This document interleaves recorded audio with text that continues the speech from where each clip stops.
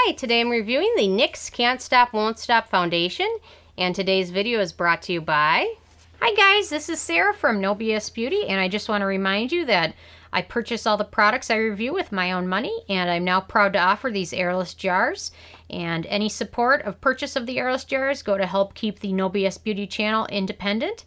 And if you're interested, there's more information in the video description box below.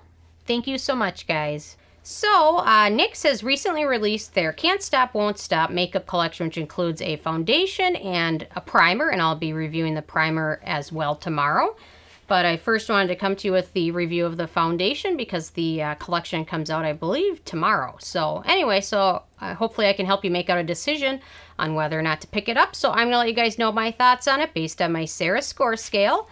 So my first criteria is packaging, and they've done a nice job packaging this in a clear, it's a glass pump bottle, so it does a nice job dispensing just a little bit if you need a little bit or more. So they've done a nice job with that.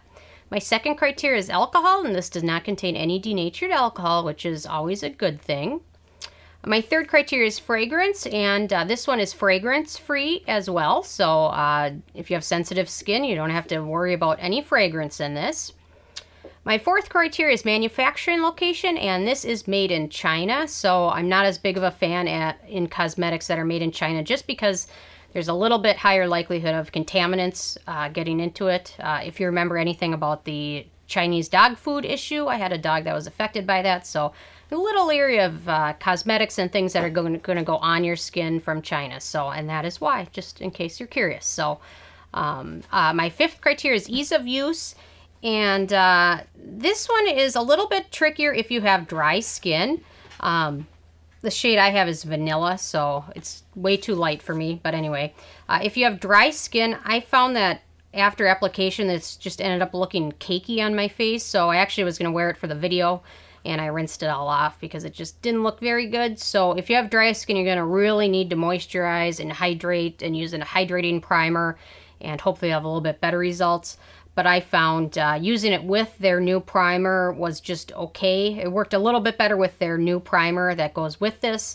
But if you have dry skin, like I said, you'll want to use a hydrating primer underneath to have a little bit better results. And sometimes even if you moisturize and your skin is super dry, it's still sometimes you just have days where it's drier than others. Today is one of those days. So beware of that. I'm going to guess if you have oily skin, I don't have oily skin, but if you do, you're probably going to have a little bit better results with this. But as you can see from the swatch, it just gets to be a little bit cakey. So it takes a little bit of blending, and it has a tendency to set a little bit quicker, but it is kind of a buildable formula. So you can create a little bit of layers there because I would say this is about a medium coverage foundation. So it is a little bit tricky and takes a little bit of finesse to use and actually have a nice set to it. So, and I recommend if you're thinking about picking this up, I would possibly try it with the primer. Although I'm not a huge fan of the primer, it does work better with this foundation. So, so it could be a little bit easier to use in my opinion. My sixth criteria is antioxidants and pigmentation, and there's not a ton of antioxidants, but the shade range on this is amazing. There's 45 different shades, so I have a feeling you'll be able to find something. It does darken a little bit. It slightly oxidizes throughout the day, but not very much, so I would recommend going something with pretty true to your skin tone. This shade vanilla is just way too light, but I tried to buy it online, and sometimes you can get it right, and sometimes just not too much, and this one was not the best color match, so I'll probably be exchanging it for a different shade. But you can kind of see, but it does have a tendency to settle a little bit into fine lines. So, but the shade range is amazing. So if you have a deeper skin tone and you've had trouble finding a good match, this one might be one to check out, especially if you have oilier skin. So, on to number 7, which is animal testing, and the NYX brand is currently still cruelty-free, which is always an awesome thing. My number 8 criteria is performance, and like I said, it just has a tendency to collect into fine lines a little bit. If you have drier skin, throughout the day it tends to accentuate some of the dry patches on your skin, especially if you didn't use a primer with this. And then again, it does tend to oxidize ever so slightly, so beware of that. So the performance is okay, but it doesn't perform as well as some other foundations I've used in the past, and I think I probably just Expected a little bit too much from this one, but NYX has several different foundations on their line, although this is their newest one. They've got other foundations, so if you have dry skin, I would probably check out, they've got their drop foundation. That one's a better one for dry skin in my opinion. So yeah, so the performance is okay. On to number 9, which is the price, and this is the full size, which is 1 ounce, and it sells for $15, so it is a pretty good bargain in my opinion, especially to find a good fragrance-free foundation, especially if you have oilier skin, like I said.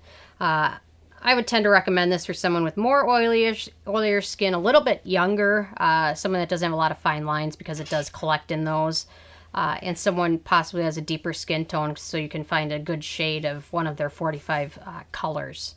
So you can kind of see on my hand how even on my little lines on my hand, it's kind of collecting in there and just sets pretty quickly. So, and then on number 10, which is the It Factor, I didn't give it the thumb up there, although I would have loved to like this a lot more than I do, especially it being a good fragrance-free and free of denatured alcohol foundation. But for me with dry skin, it just wasn't the best fit, and especially the shade I picked, which was my fault, not NYX's fault, but it is a nice, affordable foundation, especially if you have deeper, darker skin tones. So worth checking out. It was just okay. I think I just probably expected a little bit too much from it, especially with having super dry skin. But if you're thinking of picking this up, I do recommend if you can check out the primer. I'm not a huge fan of it with other foundations, but with this one, it seemed to prevent some of that collecting into fine lines and the flaky patches. So if you're picking this up, I do recommend maybe checking that one out. So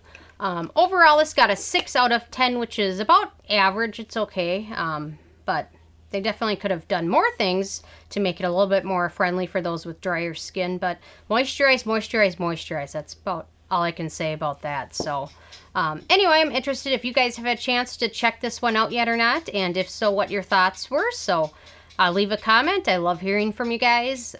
Subscribe if you're not already. I come with at least one new video every day. And check out nobsbeauty.net and the Amazon link below. Thank you so much, guys.